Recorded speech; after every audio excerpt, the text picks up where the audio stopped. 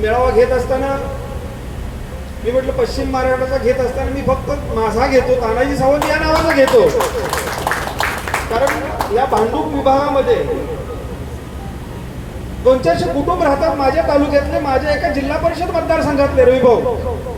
आणि जो माझा स्वतःचा मतदारसंघ आहे ते मुंबईला राहून सुद्धा यांनी चांगलं वर्णन केलं होतं. माझ्या भागात चांदोली परिसर आमचा जो आहे, आणि मी सर्वांना निरोपही दिला होता. आमच्या शंकरने चांगली मेहनतही केली त्यामध्ये.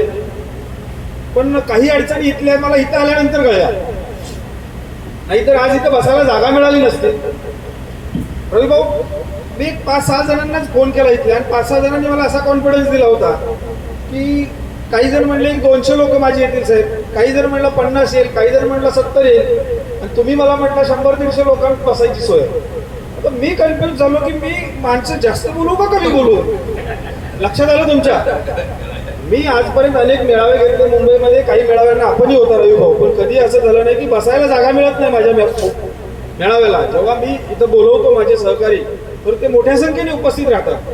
पण आज अशी गोष्ट झाली की मी काही लोकांच्या भरोशा, पण त्यांच्याही अडचणी. इथं आल्यानंतर असं कळलं की आता जो आपला प्रतिस्पर्धी उमेदवार आहे तो उमेदवार स्वतः नगरसेवक पण आहे, आणि त्याच विभागात माझी खूप लोक राहतात, आणि त्यांना उघड इथं येणं शक्य झालं नाही. कारण मी आणि आपण सर्वांनीच मिळून आपण जाहिरात केली की पश्चिम महाराष्ट्राचा मेळावा आहे, पश्चिम महाराष्ट्राचा मेळावा आहे. तर त्या लोकांनी कदाचित त्या लोकांवरती दबाव टाकला असेल.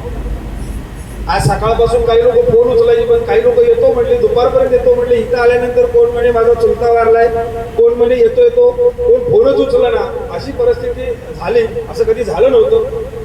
पण मी एक तुम्हाला शब्द देतो रविभाऊ, ती लोक माझ्या शब्दाच्या बाहेर नाहीये, ती मतदान आपल्यालाच करणार. त्यात दुसरी अडचण अशी की आमच्या तालुक्यातले दोन्ही उमेदवार आले, आणि दोन्ही उमेदवार आल्यामुळं काय झालं की आमच्या तालुक्यात कसं असते, सभा घेतात, बैठक घेतात, मीटिंग घेतात. काही लोक इथं रहिवासी आहेत, ते काय मनसेचे आहेत असं नाहीये, की ते काय कोणी विविध पक्षाची लोक, पण मला म्हणणारा वर्ग मोठा, आणि तो माझ्यासाठी येत असतो नेहमी मुंबईमध्ये. पण त्यांचे नेते आल्यामुळं कदाचित तेही त्यामुळं त्यांच्या बैठकीला गेल्यामुळं ते इथं आले नाही. अशा 2 अडचणी झाल्या. आपण दोघांनी चांगले वक्ते आहात, तुम्ही चांगलं बोलला, मला काही तसं मी काही वक्ता नाही आहे, पण तरी सुद्धा इथं आलेल्या लोकांना मी सांगू इच्छितो की आपण का महाराष्ट्र नवनिर्माण सेनेच्या मागं उभा आहोत, आपण का सन्माननीय राजसाहेबांना मतदान करायचं आहे, का आपण शिरीष सावंत साहेबांच्या पाठीशी उभं राहायचं आहे. मुळात शिरीष सावंत साहेब राजसाहेबांचे हा जवळचे सहकारी आहेत, संयमी आहेत, सर्वांना मदत करणारे आहेत. अनेक वेळा मलाही मदत करतात, रविभाऊंनाही मदत करतात. ती मदत थेट तुम्हाला होत असते.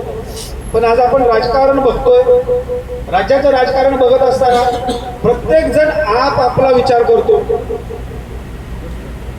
शरद पवार बोलतात माझी बारामती, अजित पवार तर परवाच बोलले मी बारामती माझी. नारायण राणेंचं तर आपण पहिल्यापासून ऐकतो की कोकण माझा, मी कोकणाचा. बरोबर आहे, कोकण माझा. आणि गेल्या 5-10 वर्षात भाजप सत्तेत आल्यानंतर आपण पाहिलं की आपण पश्चिम महाराष्ट्रातले आहोत. पश्चिम महाराष्ट्रात मी सांगलीचं उदाहरण देतो. सांगलीला 5-5 मंत्री असायचे यापूर्वी, वसंतदादाच्या काळापासून आतापर्यंत भरपूर मंत्री असायचे सांगली, सातारा, कोल्हापूर या भागात. पण जेव्हा भाजपचं सरकार आलं तर आमच्या सांगलीला एकही मंत्री बंद होतं. पालकमंत्रीवर बाहेर चालून बसवला होता. मी हे का उदाहरण देतो तर सर्व निधी आणि सर्व फंड देवेंद्र फडणवीस मुख्यमंत्री असताना विदर्भ मराठवाड्यामध्ये वर्ग केला त्यांनी. याचा अर्थ ते सुद्धा एका प्रांताचा विचार करतात, एका भागाचा विचार करतात. पण एकमेव नेता आहे, एकमेव माणूस असा आहे महाराष्ट्रातला तो जो म्हणतो मी महाराष्ट्राचा आणि महाराष्ट्र माझा. मला कधी कधी असं वाटतं की महाराष्ट्रातल्या जनतेला झालंय काय, त्यांना नेमकं हवं काय. जी लोक तुम्हाला फसवतात, जी लोक तुम्हाला आश्वासन देतात, कोण म्हणे 15 लाख तुमच्या खात्यात देतो, कोणी लाडकी बहीण योजना आणून तुम्हाला फसवणूक करते, तुमची आमिष दाखवतात, तुम्हाला जातीपातीच्या राजकारणात अडकवतात तुम्हाला.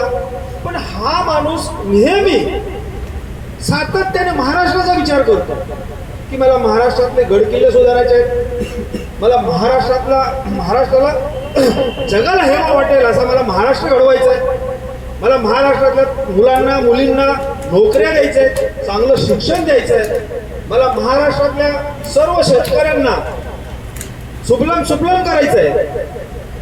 कुठलीही शेती, कुठल्याही भागातला शेतकरी आत्महत्या करता कामा नये. मला महाराष्ट्रातल्या जी काही ज्या ज्या भाग आहे, जिथं जिथं दुष्काळ असेल, जिथं जिथं जे जे करता येईल ते मला करायचं आहे. मग असा जर हा नेता वारंवार सांगत असेल तर लोक विश्वास का ठेवत नाही? फक्त ही लोक विरोधक ह्या गोष्टीला काउंटर करत असतात आणि काउंटरलाच आपण बळी पडतो. काय झालंय, आपण महाराष्ट्रातली जनता रोहिभाऊ, मला असं वाटतं की राजकीय गुलामीत गेलेली आणि माझा ठाम आरोप आहे की जोपर्यंत गुलामीतनं मुक्त होत नाही तोपर्यंत महाराष्ट्र सुधरूच शकत नाही. तुम्ही आता बोलला की हीच वेळ आहे, पण असे अनेक वेळा येऊन गेले, ही सुधारायचं नावच घेत नाही. नेमकं महाराष्ट्रातल्या जनतेला हवं काय?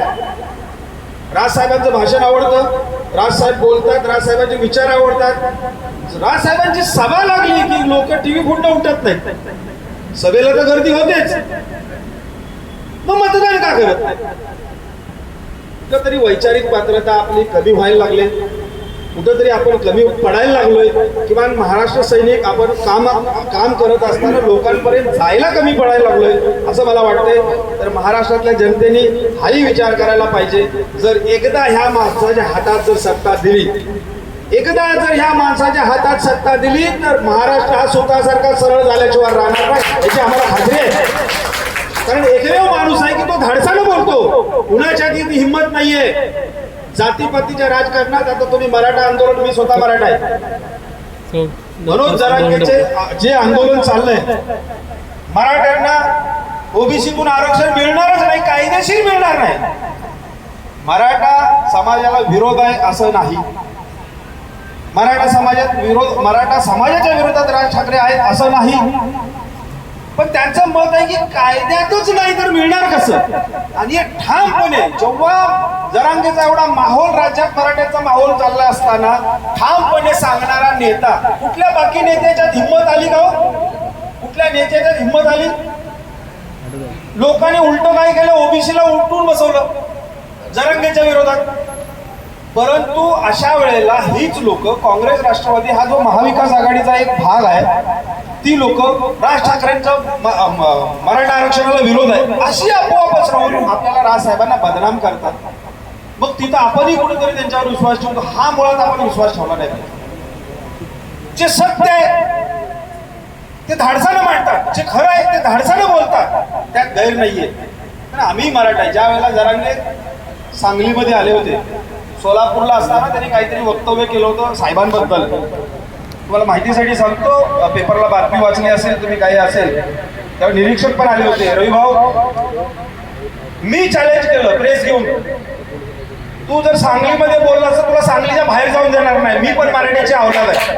हा जरांगेला नटणार, हा कॉन्फिडन्स झाला कुठून? ह्या साहेबांमुळे. आणि विश्वास ठेवा, एक शब्द सांगलीमध्ये जरांगेंनी राजसाहेबांबद्दल बोलला नाही, तेव्हानंतर कधीच बोलला नाही. हे सगळ्यात महत्वाचं आहे. कारण काय, ही पण ताकद लागते. मी मोठेपणा सांगतो ह्यातला भाग नाही, कुठल्याही गोष्टीत जे सत्य आहे मांडण्याचं धाडस. आता परवा बोलले मी सगळे भोंगे बंद करतो, बरोबर आहे, पण काय होतं, एक विरोधक मुस्लिम समाजाला तुमचे भोंगे उतरवणार. कारण भोंगे उतरवणार म्हणजे काय, भोंगे लावायचा तुम्हाला कायदेशीर अधिकारच नाहीये.